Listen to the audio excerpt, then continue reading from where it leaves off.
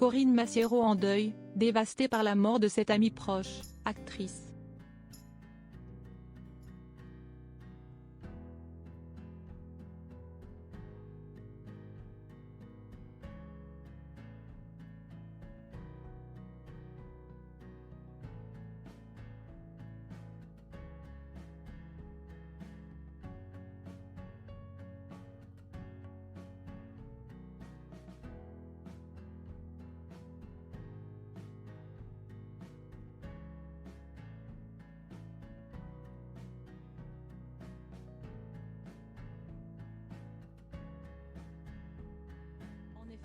C'était plus qu'une collègue pour eux, mais une véritable amie. Alors, dans cet article, on vous raconte ce qu'il s'est passé et les hommages de ses proches sur la toile. Corinne Massiero en deuil rend hommage à une comédienne qui vient de nous quitter.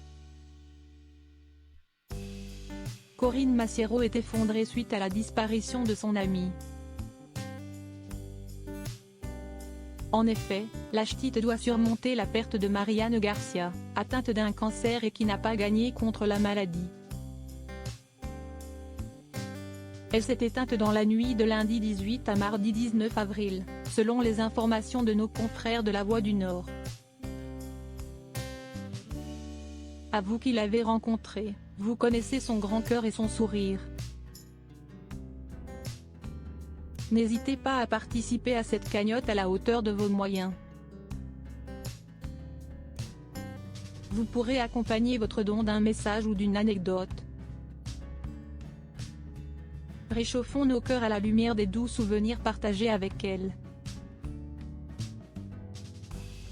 A publié son entourage proche dans une cagnotte créée pour lui rendre hommage. Si vous ne le saviez pas, l'amie de Corinne Massiero a vécu dans la rue pendant sa jeunesse.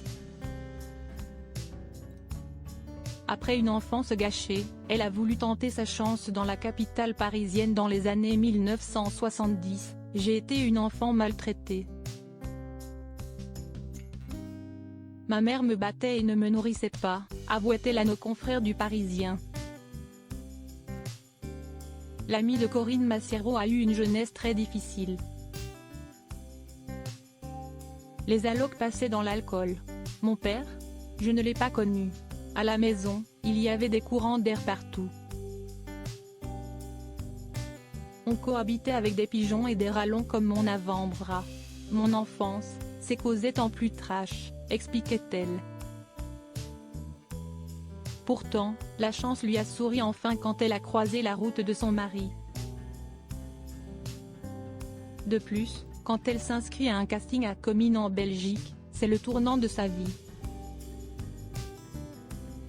En effet, l'amie de Corinne Massiero imaginait participer à un jeu télévisé, mais la suite de l'aventure fut bien différente. Pour preuve, Marianne Garcia a finalement interprété son premier rôle dans un film. On me dit de me déguiser pour mettre une ambiance carnaval. Un bonhomme me regarde et rigole. Je me dis, il se fout de moi. Je vais le voir pour l'engueuler.